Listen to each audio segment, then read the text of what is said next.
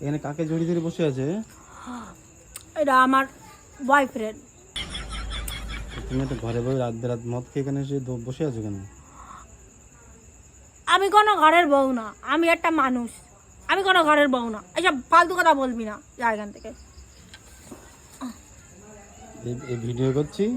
Video করবি না, হুম, video করবি না। আমি হ্যাঁ। আমি একদম ঠিক আছি। আমি পুলিশের বউ। এই যে যখন হচ্ছে এটা হচ্ছে ছাড়া হবে তখন দেখবি আমি পুলিশের বউ। এই যা। লোকে লোকে কিভাবে তোকে তোমার মুখে হচ্ছে হাগু করে দেয়।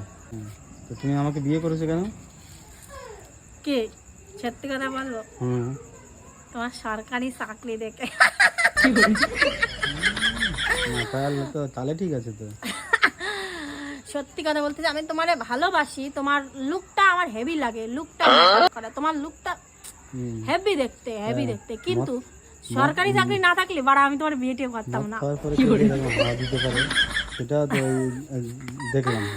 সিরিয়াসলি তোমার লুকটা হেভি, মানে হ্যান্ডসাম নায়ক সালমান খানের ভাইপোর মতন। সালমান খান তো বুড়ো হয়ে গেছে, ওটা না, সালমান খানের ভাইপো।